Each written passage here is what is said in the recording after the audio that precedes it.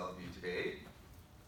Today, I'm going to talk about a recent sort of writing that our Monshu, the head of our particular religious tradition in Japan, his name is Kojun Otani, recently published and has distributed to all the temples throughout Japan and the United States and abroad, and is asking that we recite this pledge at our services.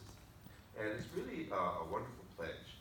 And I think the Gomonshu is making an effort to make Shin Buddhism easier to understand, more applicable to our life, and more relevant to our life.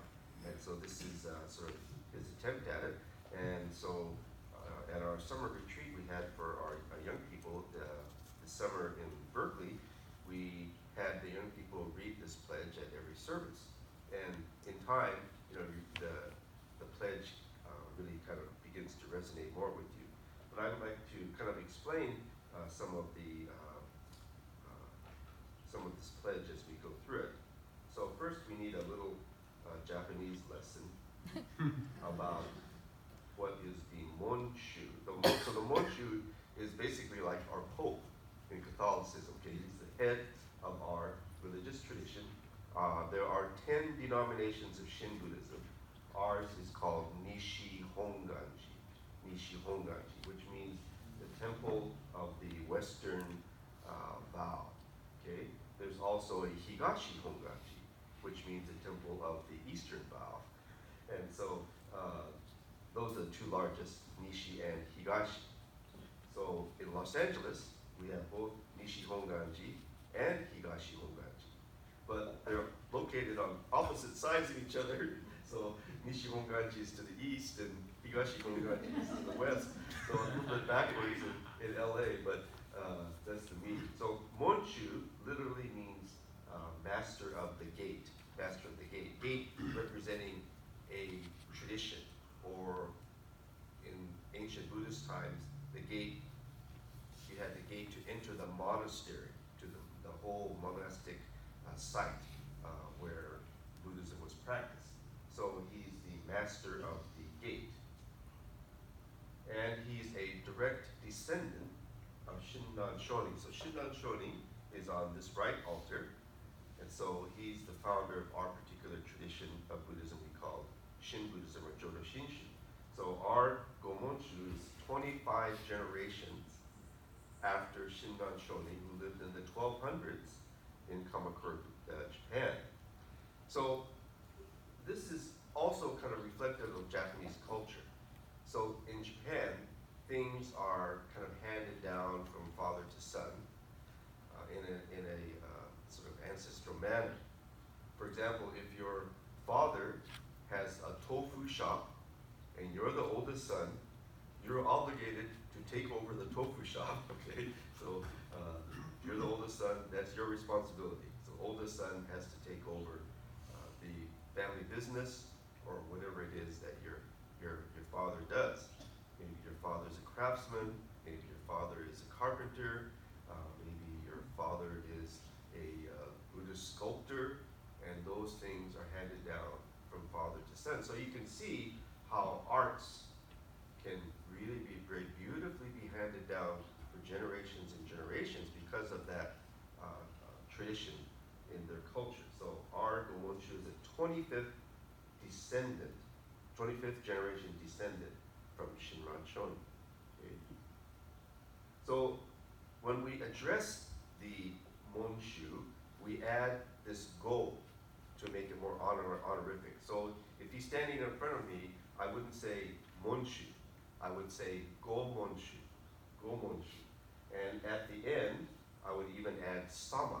So you have honorific at the beginning of the word and an honorific at the end of the word. Another way of saying Sama is just like san. So you say like Suzuki-san or Nakatomi-san. So that's honorific. You don't say that about yourself. You don't say, I am Harada-san, because that's adding honorific to your own self. So you have a position of humbleness, and you use the honorifics to address another person. So it's always Go Monshu Sama. So keep this in mind, because he's going to be here. He's going to be here in September. And so if we address him, it's Monshu-sama. Okay, Monshu-sama. So in the Japanese language, these honorifics are used in many ways. So instead of just saying rice, which you could be, the character for rice is han, but because rice is such an important staple item in that culture, they say gohan, gohan. So go is an honorific, just like gomonshi, okay? And another honorific is o. So the word for temple is tera, but you don't just say tera, you say o tera to show respect and to use an honorific. But I don't know if you realize that we have honorifics in the English language. For example, there is the local baseball team that you all root for probably, the Go Padres. We don't just say Padres. It's the Go Padres. Do you remember the Honorable O Henry Bar? We don't just call it the Henry Bar. It's the O Henry Bar. So we have honorifics in English as well. The Honorable Card Game Go Fish. When we were children, we all played Go Fish.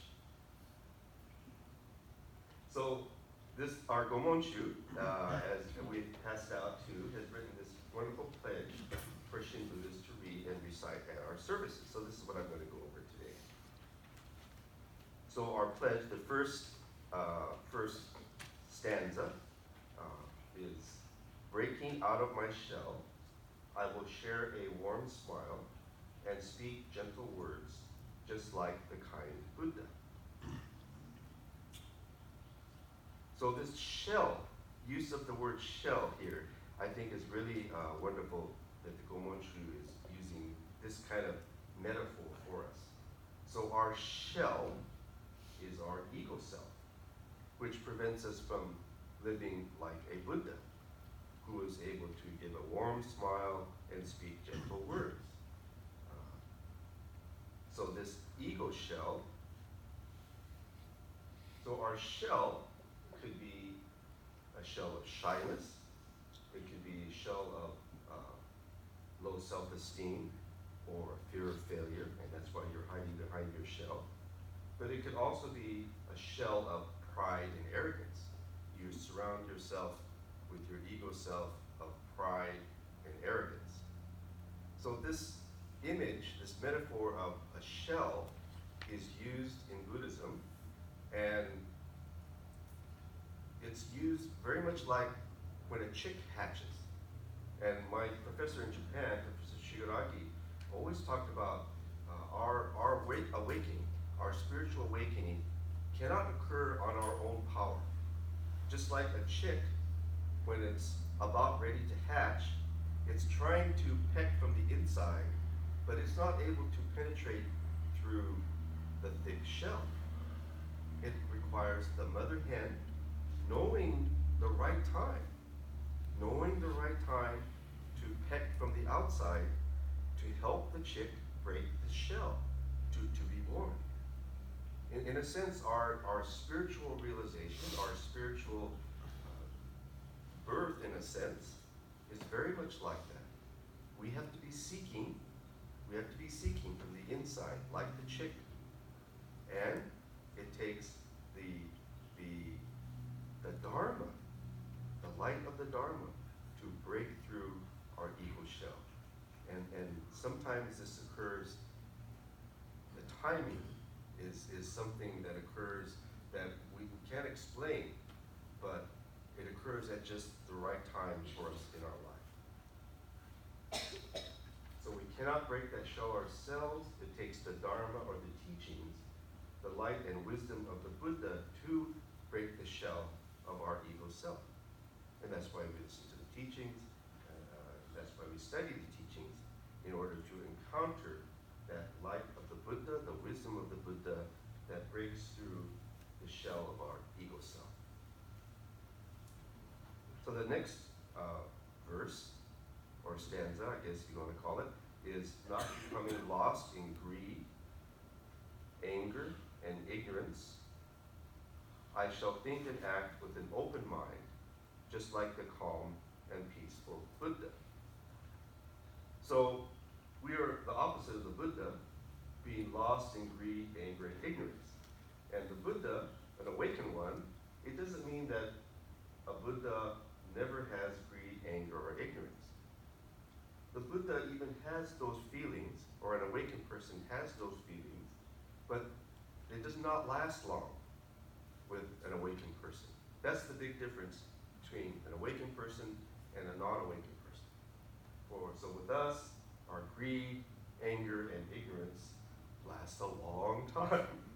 We hold on to our greed, we hold on to our anger, we hold on to our ignorance, and we live with a narrow mind instead of an open mind.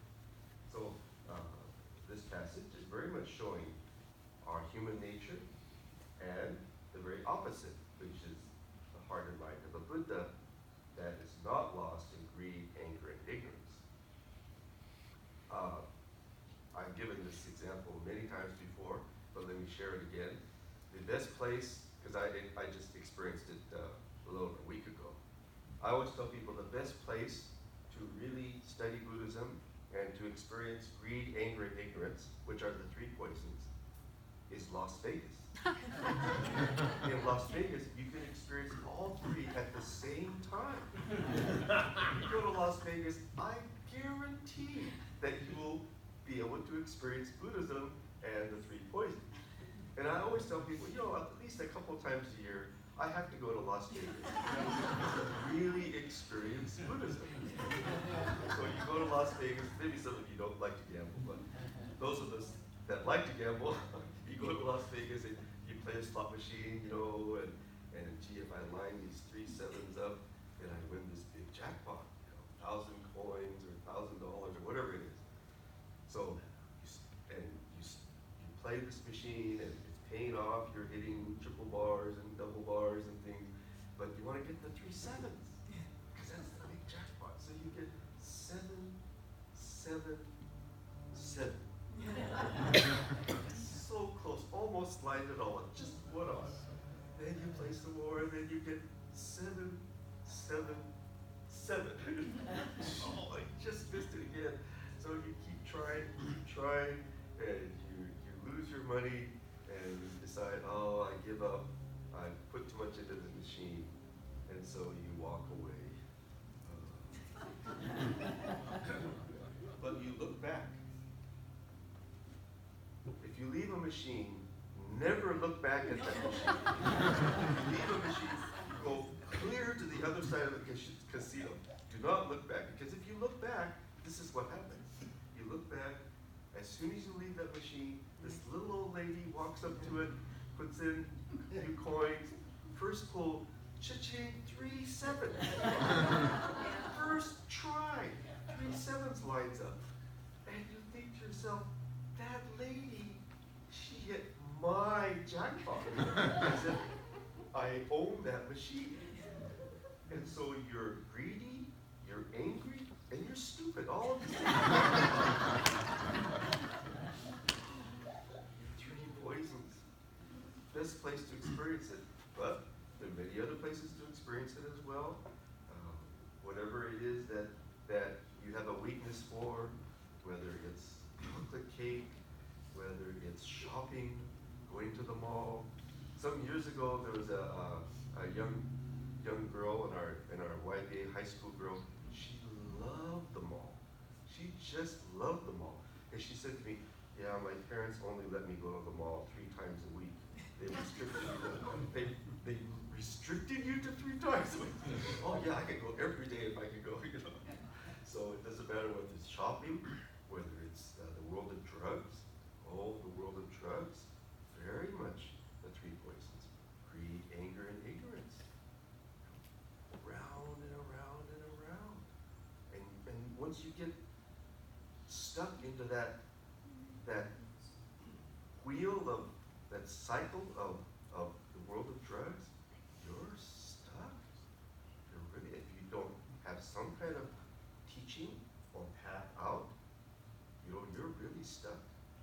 So, not becoming lost in greed, anger, and ignorance, and I shall think and act with an open mind, just like the calm and peaceful Buddha.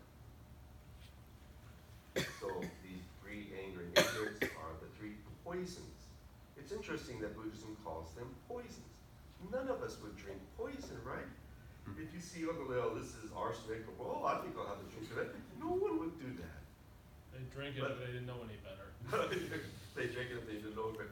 Oh, my wife went to the store the other day to buy detergent in those little pods, you know. I guess people are taking that as drugs now. And so, you know, she couldn't just, it's just not on the shelf. To get this detergent that's in these pods, you gotta go, you gotta tell the cashier, I want this kind of detergent, and they take you, somewhere else because they just can't put it on the shelf because people are taking that as a drug. Who does something like detergent? So, no, normally we wouldn't take poison, but Buddhism is saying these three are like poisons. They could destroy, your good life. The next verse goes, not putting myself first, I will share in the joy and sadness of others, just like the compassionate Buddha. See, not putting myself first. But normally we like to put ourselves first. We want to be the first in line to get tickets, like if it's a big concert and it's really a hot ticket, we want to be there first in line, or if the Padres make the World Series and you get a chance to go to a Padres game, playoff game, you want to be the first in line. We want to be first in line to board an airplane. We want to be first in line at the buffet and to have the first choice. So normally we put ourselves first, but not an awakened one. So an awakened person, like the Buddha, puts others first, feels the joy and sadness of others. Going back to the Las Vegas example, if I was like a Buddha, I should be very happy for that lady. I should congratulate her. I spent 2 hours on this machine, but you hit it. Way to go. But I don't feel that kind of joy for the other lady. No, she hit my jackpot. Or we don't really feel the sadness for others.